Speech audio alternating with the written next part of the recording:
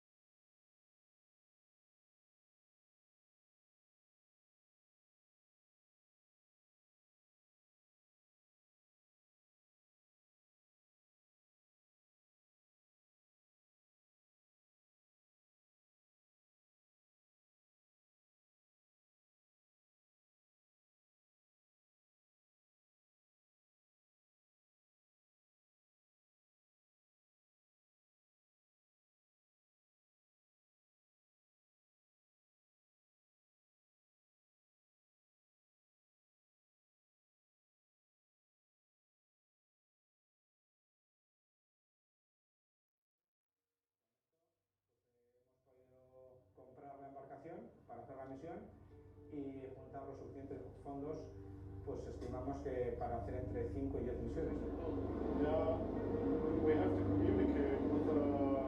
Proiektu hau idei okin jaueniko, da bueno, deitzen joztie, ia gure badot eurekin etortie, da bueno, segidan esan dute baiez, no? Guegote gone, lehenengo bizinuez eurekin. Orain gara, batu gara alemanak, bai sevillanoak eta euskaldunek, eta bueno, orain inbiduna da taldie, no? Lan on bat itzeko gero itxo zuen, no?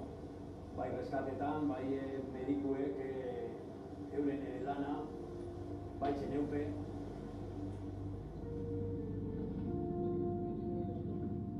Como fotógrafo no llevo guión. Para mí el guión es el encuentro. Aunque parezca un poco contradictorio, porque esto de la navegación pues un poco, vamos a decir, espectacular o muy de acción, a mí siempre me interesa el encuentro y me interesa la fotografía más cotidiana de la persona. A partir de ahí, yo nunca he visto dos situaciones iguales.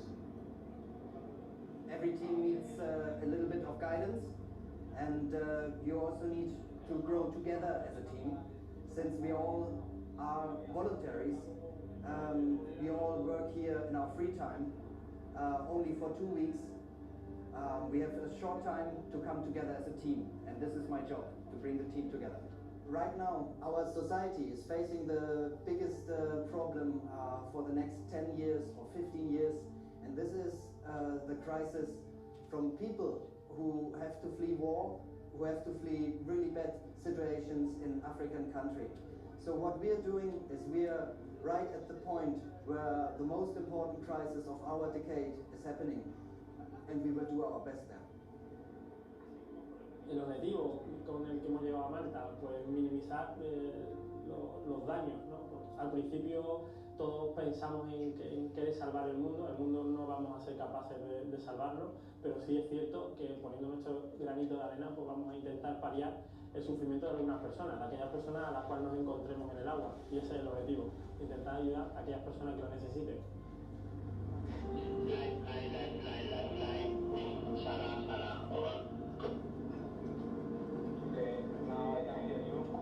La respuesta que hemos tenido de lo que es la ciudadanía vasca en Euskadi, pues bueno, ha sido siempre contundente, ¿no? Ha sido un apoyo constante y permanente. En el caso de la respuesta institucional, primero hubo el respaldo del premio René Cassin, que bueno, pues también a nosotros mismos nos hizo creernos, ¿no?, que podíamos alcanzar algo más. Y luego, bueno, pues desde Caricha, pues bueno, apuntaron a nuestro proyecto, nos pidieron más información y bueno, pues a través de una decisión del gobierno nos dieron los fondos ya necesarios para realizar el proyecto. No cabe duda que sin esos fondos no estaríamos aquí. No estamos ni ayudando en invasión, ni estamos haciendo nada que esté mal. Estamos defendiendo los derechos fundamentales de las personas. Yo no conozco a nadie que sea capaz de poner en peligro ni su vida, ni la de su familia, y mucho menos la de sus hijos, para adquirir una vivienda, para adquirir una ayuda social o nada por el estilo. O sea, esta gente está viviendo de algo mucho más gordo.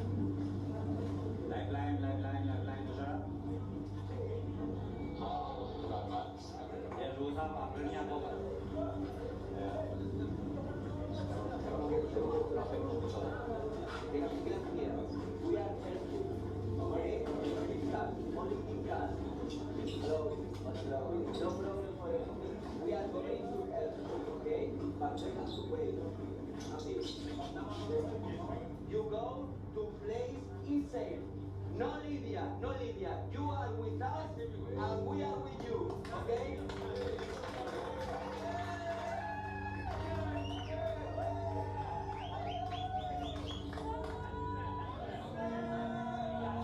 Take only 15 people, 5 people.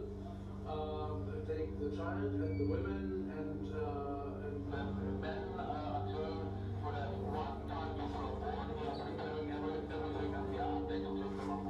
Puede ser peligroso, ¿eh? Ok. Estar atento por si tienes que separar. Vamos a ver. Now only 15 people. 5, 5 and 5. Okay? Keep calm. Keep calm. Sorry. We start with the woman and the child. Okay? Okay, ya te la...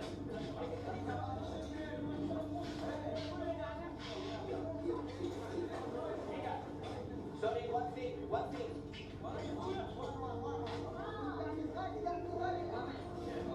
If anybody comes to the boat and I don't tell him, we separate him, okay?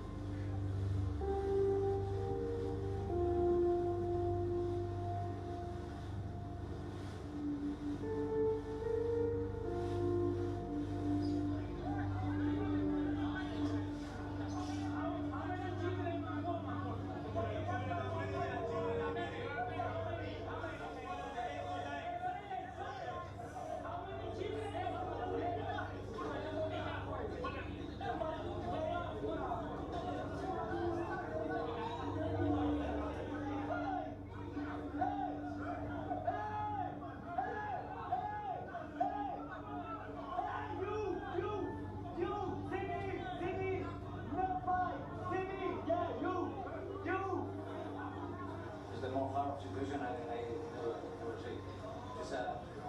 This is the open waters. It's more or less 200 people in this boat. It's amazing. It's crazy. It's not used. I think the war is definitely crazy. Definitely crazy.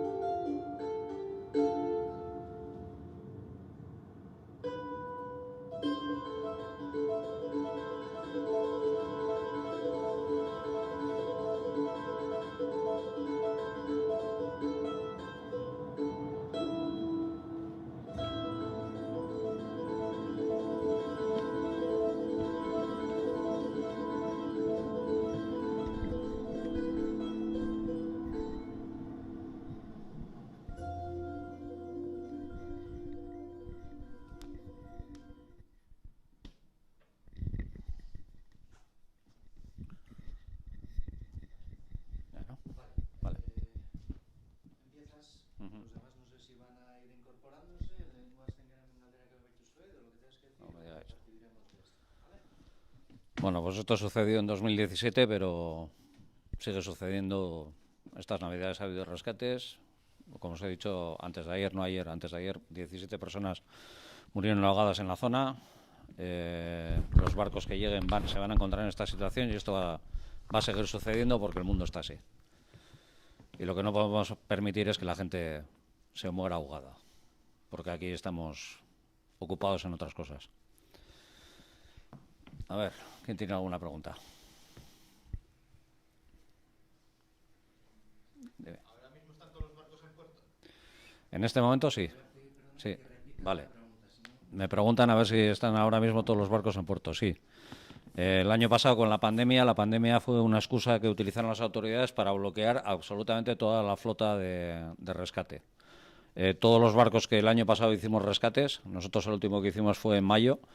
Según tocábamos puerto, primero nos hicieron estar en cuarentena y luego se sometieron a todos los barcos a unas inspecciones técnicas casi ilegales. No podemos decir ilegales, pero rozaban la ilegalidad porque, por ejemplo, a nosotros nos inspeccionaron el barco como si fuera de una categoría superior al barco que es y, claro, encontraron deficiencias porque no teníamos todo lo que nos requerían. Y entonces con esa excusa nos bloquearon y así hicieron con toda la flota. Entonces en este momento ahora se han empezado a romper los bloqueos, pero claro, nos ha costado a todos primero una inversión en invertir más recursos dentro de los barcos y luego todo el tiempo que ha llevado lo que es la tramitación, la burocracia, etcétera. Entonces ahora el Ocean Viking la semana pasada realizó rescates, está yendo hacia puerto con la gente que rescató. El Open Arms es el único que el año pasado consiguió sortear los bloqueos porque estaba en España y no le afectaron como a los que andábamos en la zona italiana, pero el resto de barcos ha estado bloqueado durante prácticamente todo el año. Y el año pasado lo que ocurrió es que estos botes salían, abandonaban la costa de Libia, pero no se encontraban a nadie. Los que tuvieron suerte fueron capaces de llegar a Lampedusa, por ejemplo, o hasta Malta. Pues hubo botes que tuvieron suerte, pero hubo muchos botes que se quedaron en el camino, que no se tienen noticias de ellos y que a ciencia cierta se cree que el año pasado más o menos 1.500 personas murieron en la zona, en esta zona, pero no es el número no se sabe porque no hay noticias de un montón de botes que simplemente desaparecieron. Dime. ¿Qué hacemos luego con los botes? Bueno, aquí habéis visto en la película que hay un bote que está en llamas, ¿no? Eso fue un error por nuestra parte. A ver, una de las acusaciones que sufrimos las organizaciones que hacemos el rescate marítimo es que somos parte de la mafia. Dicen que cobramos, que vivimos de esto, que traficamos con seres humanos, etcétera. Nosotros lo debemos de hacer muy mal porque yo sigo siendo igual de pobre que cuando empecé. O sea, yo no he recibido ningún dinero. Es más, a mí me cuesta dinero hacer esto. Nosotros lo que intentamos es torpedear todo lo que hacen las mafias.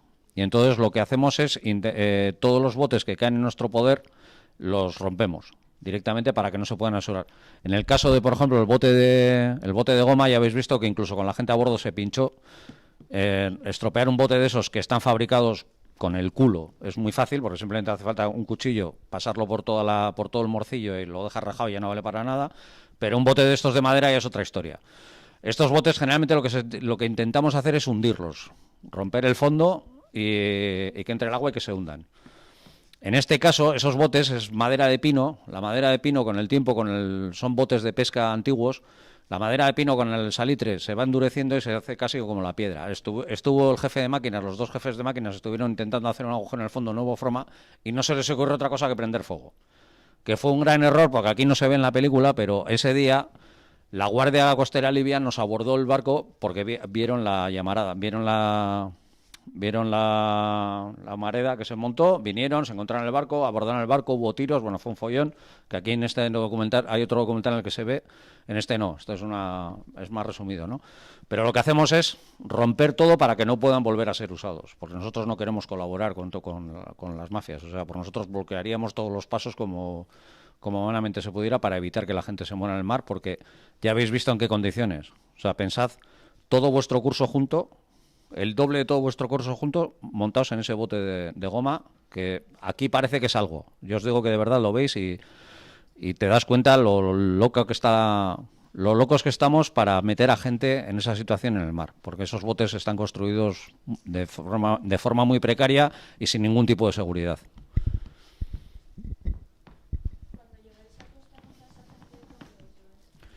Cuando llegamos a costa, con toda esa gente, ¿qué hacemos? Bueno, pues en el caso de en la zona de Libia, se habla con las autoridades italianas te asignan un puerto en el cual hacer el desembarco. Nosotros les dejamos en el puerto, primero hay un equipo médico italiano sube a bordo para inspeccionar que todo el mundo esté en buenas condiciones, si hay alguien que tiene que ser evacuado o necesita algún tratamiento especial, y luego en el caso italiano se les meten unas naves industriales que están generalmente muy cerca de los puertos y los tienen ahí retenidos hasta que se analiza caso por caso qué situación o qué estatus se le va a dar a esa persona.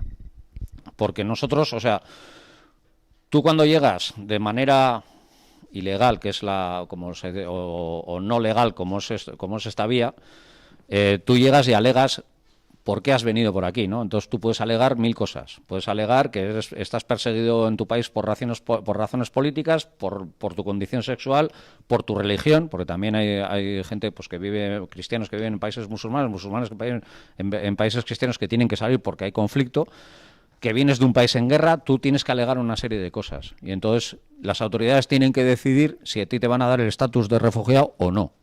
Y eso es un proceso que desgraciadamente en este momento Europa lo que ha hecho es que sea un proceso larguísimo, se crea una especie de limbo jurídico en que esta gente no está en ningún lado, no están en Europa, no están en ningún sitio y entonces los tienen allí. ¿Qué es lo que está pasando, por ejemplo, ahora en Canarias? Que la gente de Canarias está protestando porque, claro, se está acumulando gente allí que no tiene salida y la tienen allí sin salida. Lo que ha pasado en Grecia, en los campos de refugiados, que no sé si visteis cómo este verano prendió fuego un campo de refugiados en la isla de Lesbos con 13.000 personas dentro del campo. Europa en este momento lo que ha creado es una serie de pequeños infiernos en los cuales la gente que llega pensando que ha salvado su vida y que va a llegar al futuro de su vida, se va a encontrar en una situación que es el infierno de su vida, o sea, porque han pasado el infierno en el mar, pero luego el infierno de tierra, y Europa en este momento es un infierno para la gente que llega hasta donde nosotros. Lejos de esa imagen de gente que llega y se les da una casa, se les da ayuda, se les da tal, se les da cual, eso no es así, o sea, eso directamente no es cierto. Lo que se les da es un maltrato bastante grave, bastante largo, y que en muchos casos lleva a que la gente enloquezca. Para que os hagáis una idea, nosotros, dentro de la pandemia, de las pocas cosas que hemos podido hacer, hicimos en noviembre un evento online. Hacíamos pues entrevistas y demás, y entrevistamos a uno de los chicos que rescatamos un año antes en el Aitamari, en el primer rescate del Aitamari. Es un chico de Sierra Leona, que está en Italia, donde le dejamos. A este chico una de las preguntas que se le hizo es si volvería a hacer el viaje, si lo volvería a hacer, y su respuesta fue que no, que visto la realidad de lo que se encuentran cuando llegan, es que ni loco lo volvería a intentar. Bueno, yo tengo algunas preguntas de los que están allí en clase, ¿vale? Una pregunta, a ver si os han cogido en todos los puertos a los que habéis ido. Por el momento sí. Bueno, por ejemplo, en este caso, en el caso de lo que hemos visto, ese día hicimos 3 rescates y subimos a bordo a 300 y pico personas, 315 personas creo que se subieron a bordo. El barco no podía navegar con más de 200 personas, el barco se quedó en bloqueo técnico, es decir, si nos llegamos a poner a navegar con toda esa gente a bordo, habríamos tenido problemas, incluso habríamos puesto en riesgo la vida de toda esa gente. Lo que hicimos fue lanzar una llamada de socorro y las autoridades nos enviaron un barco, que en ese caso fue un carguero grande, que recogió a toda la gente y se la llevó a Italia. En el caso de los siguientes rescates, nosotros con el Lifeline, que era el barco que se ve en el documental, nunca llegamos a puerto. Siempre al final los pasábamos al Sea-Watch 3, por ejemplo, que es un barco más grande, o al Aquarius, los pasábamos en el mar a esa gente y esa gente los llevaba a puerto. En el caso del Aitamari, siempre nos han dado un puerto, pero no nos han dado un puerto todo lo rápido que debieran. Por ejemplo, en el primer rescate del Aitamari, que fue a finales de noviembre del 2019, hicimos el rescate, solicitamos el puerto y tardaron 6 días en darnos el puerto. 6 días que estuvimos en medio de una de las mayores tormentas que ha habido en el Mediterráneo. Que fueron 6 días de sufrimiento para el barco, para la tripulación y sobre todo para la gente que habíamos rescatado, absolutamente innecesaria, incluso ilegal. Entonces, sí te dan puerto, pero es un proceso que se dilata de tal manera que se dilata también el sufrimiento de la gente que es rescatada. Hay otra pregunta, a ver si habéis presenciado alguna muerte.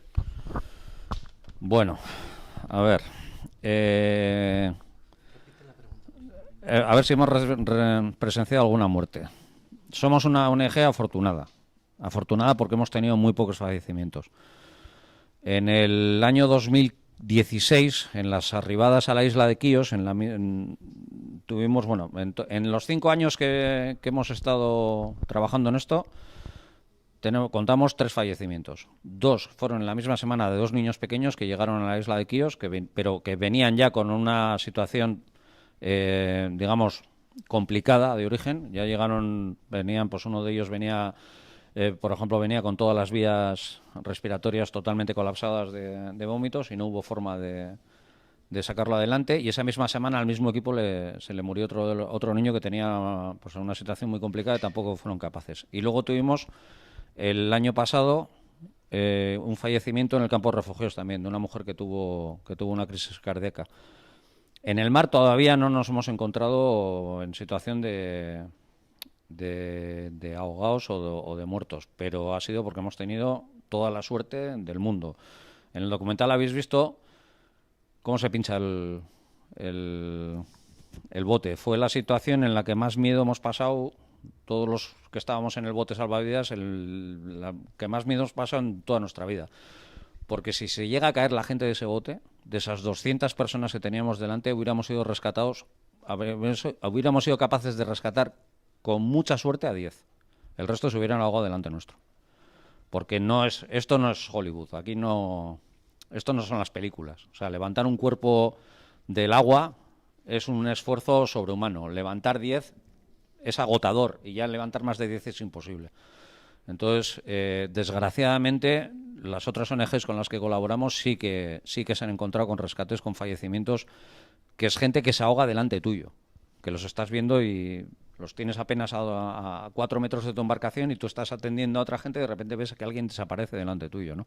Porque esta gente no sabe nadar, no tiene los chalecos salvavidas que ellos traen son falsos, son chalecos salvavidas que les venden, están hechos con una espuma que no te da flotabilidad, sino que chupa agua y al cabo de un rato pesa más y te empieza a llevar hacia el fondo.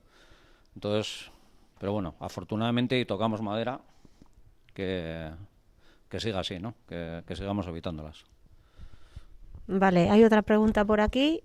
¿Cómo se puede participar en la ayuda? Bueno, participar en la ayuda hay muchas formas de ayudar. La primera manera de ayudar a este mundo es ocuparnos que nuestro pequeño mundo sea un buen mundo. Nuestros pequeños mundos hacen un mundo muy grande y nuestros pequeños mundos tenemos que ocuparnos de que sean buenos mundos. Es decir, que no permitamos, por ejemplo, en vuestro caso que estáis en el colegio, no permitáis que haya bullying. O sea, es una situación absolutamente injusta y es evitable y además es que no se tiene por qué dar. Si entre todos colaboráis para que eso no se dé, vuestro mundo empieza a ser un buen mundo. Y ese buen mundo va a contagiar a otro mundo. Y ese otro mundo, al final esos pequeños mundos contagiados de buenas acciones van a hacer que se eviten estas cosas. Hay mucho trabajo que hacer en casa. Hay gente que está aquí pasándolo muy mal, gente que ha llegado, gente que se les está acusando de cosas que también dices, por ejemplo, todos vemos en las noticias, pasa algo y todo el mundo, ¿qué nacionalidad tienen? ¿De acuerdo? Mucha de la delincuencia que está habiendo es por gente que ha venido de fuera. ¿Sabéis por qué están delinquiendo? Porque durante 3 años no se les permite trabajar. Durante 3 años no tienen manera de ganarse el sustento. Durante 3 años no tienen forma de conseguir dinero para comer. ¿Qué hacen entonces? ¿Se tiran en una acera hasta que se mueran de hambre? La gente se busca la vida. Lo que tenemos que hacer es trabajar aquí. Trabajar aquí para que la gente abra la mente, para que la gente nos pongamos en el lugar del otro, que esta gente no viene por gusto, que aquí no vienen a por esas famosas ayudas, esa vida regalada que hay aquí, eso no existe. Esta gente viene a trabajar. Viene con muchas ganas para trabajar. Y encima, además, es que lo más grave del caso es que los necesitamos. Que estamos en una población que vosotros los jóvenes cada vez sois menos y nosotros los viejos cada vez somos más. Y vamos a ser una carga insoportable para vosotros. Y necesitáis ayuda de gente joven que esté con vosotros. Y hay que abrir esas mentes. Y hay que trabajar, hay que empezar a trabajar. Esto de aquí está muy bien, muy bonito. Parece que es muy bonito, parece, ¿eh? Os lo digo, que parece que todo es muy bonito. No es nada bonito. Pero antes de ir a trabajar afuera, hay que ver qué es capaz de hacer cada uno. Si yo cuando vaya allí, donde sea, voy a ser capaz de ayudar al que me necesita, o al que necesita, no a mí, al que necesita, o voy simplemente para hacer turismo, que también hay. Eso hay que evitarlo. Y hay que plantearse primero, antes de dar un paso tan grande como ir a ayudar afuera, vete a la parroquia, vete a los centros sociales, vete al colegio y pregunta. Seguro que hay alguien que necesita ayuda. Seguro. Vamos a ayudarnos nosotros y luego ya ayudaremos más lejos. Vale, hay otra pregunta y dice, ¿por qué les persigue la policía de Libia? ¿Por qué los persigue la policía de Libia? Bueno, no es la policía de Libia. Libia en este momento es un país que no existe. Libia tuvo un dictador que era Gaddafi, se le derrocó por intereses energéticos, así de claro, por multinacionales que querían el gas, el petróleo y el oro y demás que tenía Libia. Se cargaron ese estado y ese estado se ha convertido en un estado que está en guerra entre tres facciones, principalmente. Hay tres facciones que controlan tres partes del país y están en guerra entre ellos. Esas tres facciones, cada una, controlan una parte de la costa. Y luego Europa, como somos así de cínicos, llegamos ya a unos grupos que no sabemos ni quiénes son, que son grupos potencialmente terroristas y peligrosos, se les está dando armamento, se les está dando embarcaciones, se les está dando dinero para que controlen la frontera. ¿Qué es lo que han montado al final? Pues que en las fronteras de Libia la misma gente que se supone que te va a impedir salir, te cobra por salir, te mete en un bote y cuando te ha lanzado al mar, te captura y te vuelve a traer. De tal forma que a ti te ha cobrado por salir y luego a Europa le cobra porque los has retornado. Al final es la Guardia Costera, la llamada Guardia Costera, bueno, nosotros nos hemos encontrado hasta 3 grupos diferentes de policías costeros libios, cobran por cada bote que retornan, pasan la factura a Europa y se les paga, entonces por eso cobran. Aparte que Libia es un estado fallido en el cual esta gente generalmente está detenida en centros de detención ilegal, que cuando llegan al país, utilizando la ruta migratoria directamente, los secuestran en esos centros, les quitan el teléfono, les quitan el dinero que tienen, llaman a las familias reclamando más dinero para soltarlos. A las mujeres no os quiero decir lo que les hacen, porque así llegan todas, cuando llegan a nosotros vienen todas en estado de shock.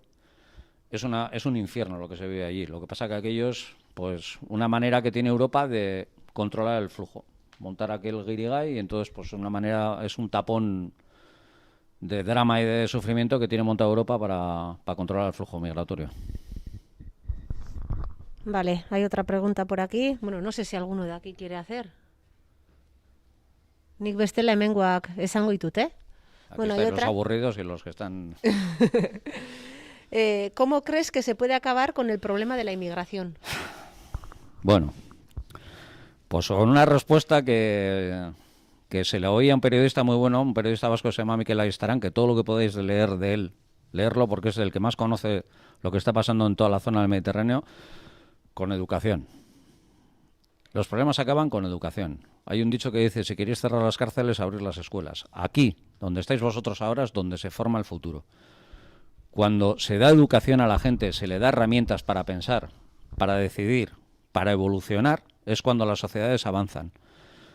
Yo tengo un amigo que tiene desde hace años una pequeña ONG que se dedica a construir escuelas en Mali, porque lo tiene muy claro. Dice, de la pobreza se sale estudiando, del sufrimiento se sale estudiando, de las dictaduras se sale estudiando. La educación es la base de todo. Hay otra cosa que es lo que tenemos que hacer, que es que el mundo occidental no puede seguir viviendo como vivimos a costa del sufrimiento de otros. Y no es algo que no nos afecte. Vosotros pensad que cuando nosotros compramos una camiseta y esa camiseta cuesta 12 euros en la tienda aquí en Donosti, solo el transporte de esa camiseta, si se pagara lo que se tiene que pagar, costaría más que esos 12 euros. Alguien está sufriendo para que nosotros tengamos las cosas baratas y tengamos todo lo que queremos. Igual tenemos que empezar a vivir un poquito menos cómodos e intentar que las cosas se paguen en origen a su precio, que la gente trabaje en origen en condiciones como nosotros trabajamos aquí y que la gente le tenga lo que le corresponda. Y nosotros tendremos que hacer pues otras cosas, cambiar un poco nuestro modo de vida. El mundo, tal como lo hemos montado los de mi generación, además somos los culpables, no funciona. Y no os vamos a dejar un mundo que funcione si seguimos así. La pandemia ha sido incómoda. La pandemia es muchas cosas. La pandemia creo que es una gran oportunidad para que todos pensemos cómo estamos viviendo y cómo queremos vivir. Y deberíamos de empezar a hacer cosas diferentes para que el futuro sea diferente a la situación en la que hemos llegado. Vale, aparece alguien escribiendo, pero todavía la pregunta no está. Hemendik? Dime.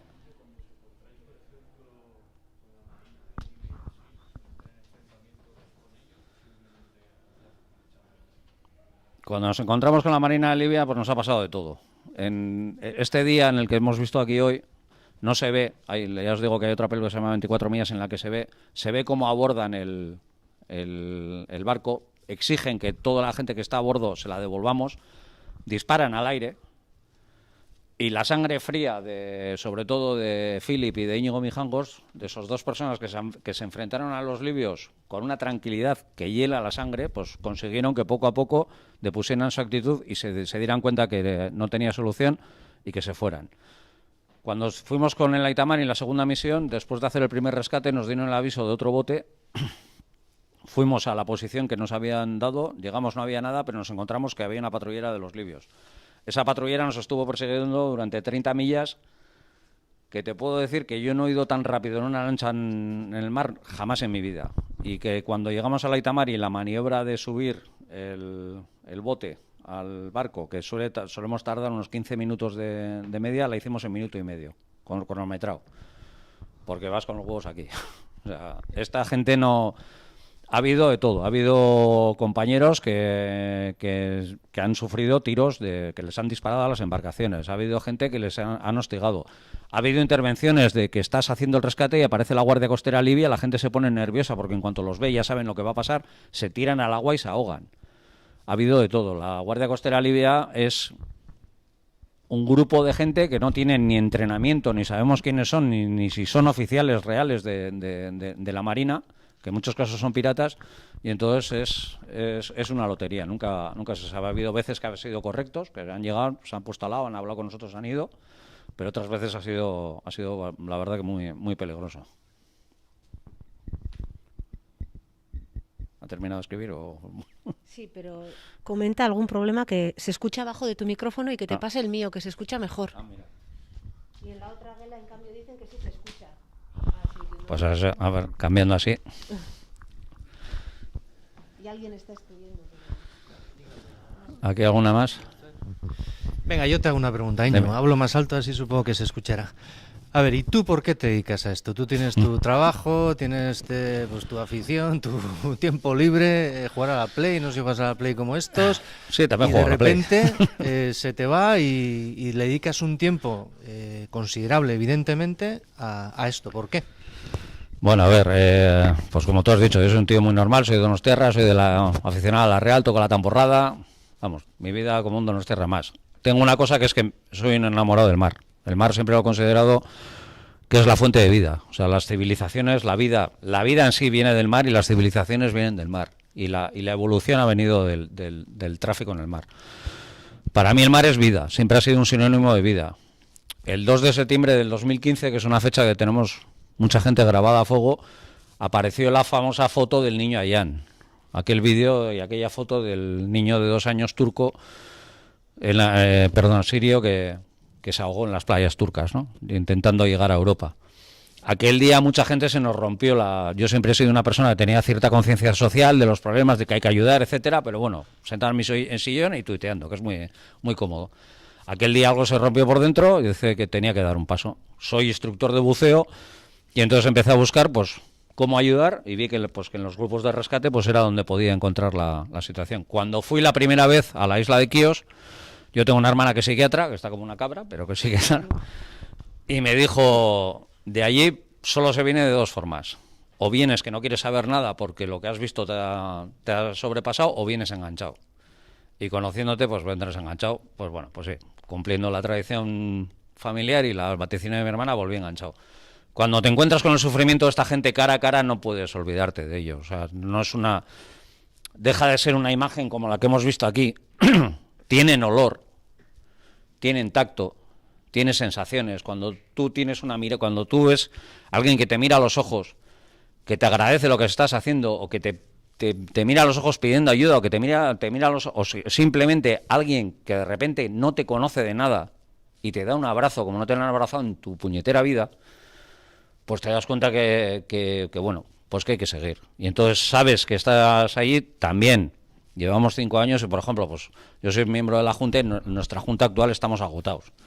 Estamos agotados porque hemos tenido 5 años de pelea titánica para una organización minúscula como la que somos, ¿no?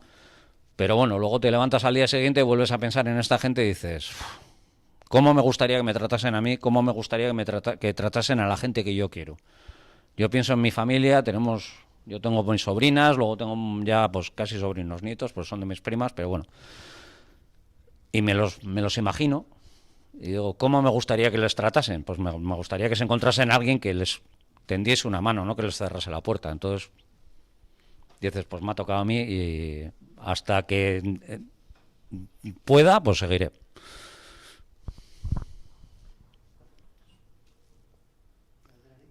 Hay una pregunta que a mí me sorprende, escuchando lo profundo que es, ¿sí? A ver. Pero yo te la hago. Sí, sí. Pero ya le he puesto una cara así como... ¿Has visto alguna ballena? Bueno, pues mira, ballena no, pero foca sí. En la zona de Libia, pues mira, le voy a contestar de una forma que igual no se espera. En la forma de Libia vimos muchos delfines que nadaban muy rápido y tal, y vimos unos atunes muy grandes. Unos atunes como no hemos visto nunca, saltando. ¿Sabéis lo que nos dijeron la gente de allí? Que esos atunes eran así grandes porque estaban alimentados con carne humana. Porque hay mucha gente que se ha ahogado. Y la gente que se ahoga va hacia el fondo, empieza en descomposición y la vida subacuática es muy carroñera. Y los atunes se alimentan de cadáveres. O sea que...